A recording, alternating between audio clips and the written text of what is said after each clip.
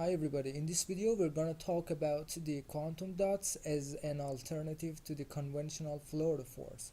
These quantum dots are the inorganic nanosemiconductors which express the fluorescence property as you see here, okay?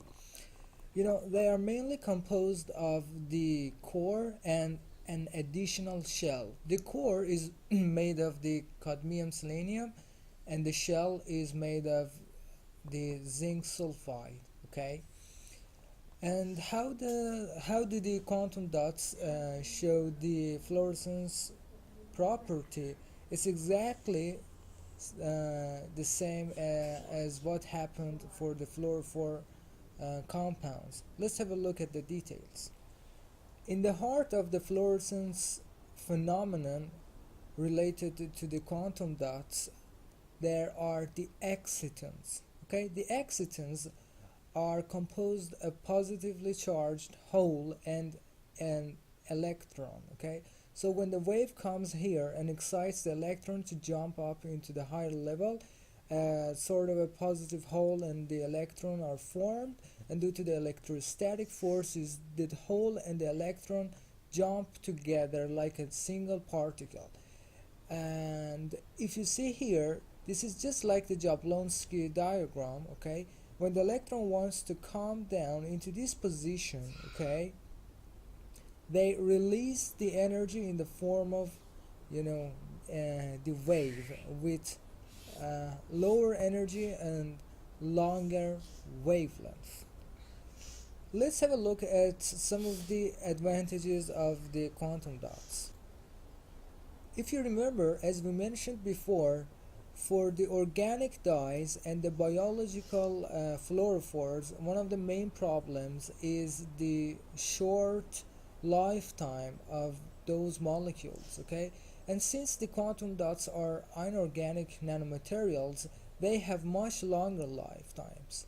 And this is because they do not involve any conjugated double bonds.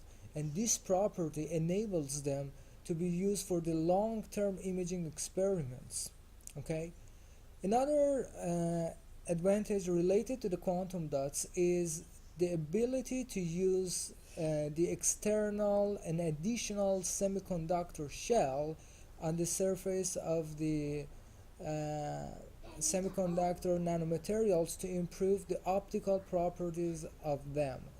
If you see it here, we have the cadmium selenium as the core and the additional zinc sulfide as the shell, which improves the fluorescence property of the quantum dots.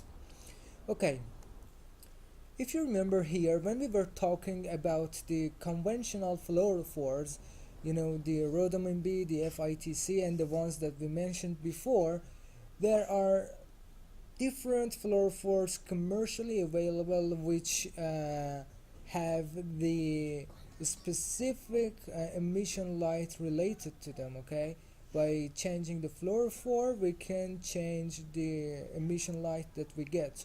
But how about the quantum dots? How can we change the color from blue to green, yellow, and red?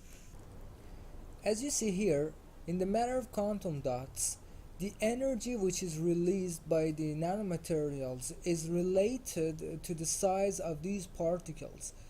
As the size of these nanoparticles decreases, the amount of energy, the difference between energy levels increases, okay? If you remember, we told you that the blue light has the shorter wavelength and the highest energy, while the red light has the higher wavelength and the lower energy. And you see here, because the quantum dots here have the radius of about 0.9 nanometer, they are emitting the blue light with the highest energy. And as the size of these quantum dots is increasing, the emission light will shift from blue to green, and from green to yellow, and yellow to red. It means that the wavelength as we go from here to here is increasing, and the amount of energy related to that wave is decreasing. and this is because of the increase in the size of the quantum dots.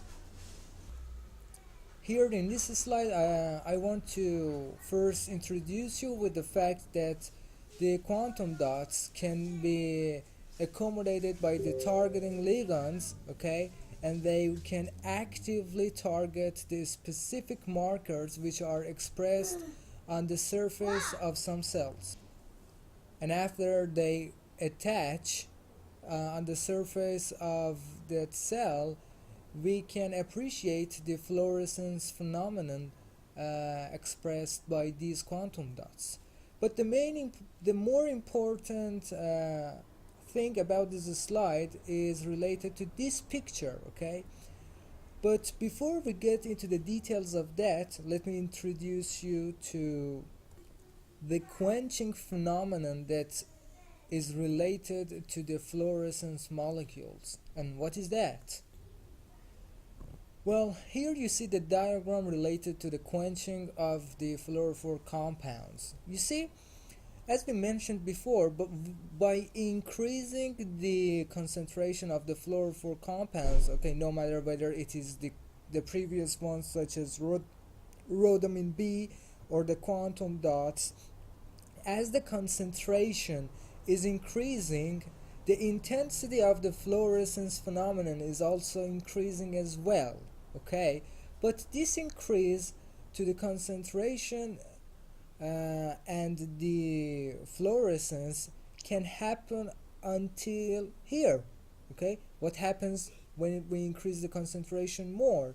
Well, the fact is that because by increasing the concentration, the molecules they are close together, the light that is emitted by one fluorophore compound is somehow absorbed by the another fluorophore compounds which are around it, and it doesn't let the fluorescence, the emitted light, to be detected.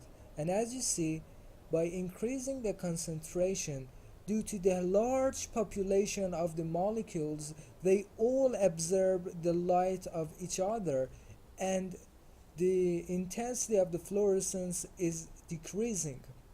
The point here, when the decrease in the fluorescence intensity is happening, is called the quenching point.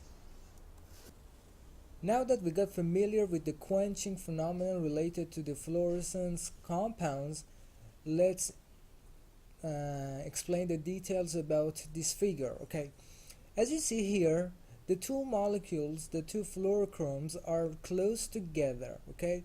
So due to the quenched phenomenon, the light emitted by these two fluorochromes cannot be detected, okay?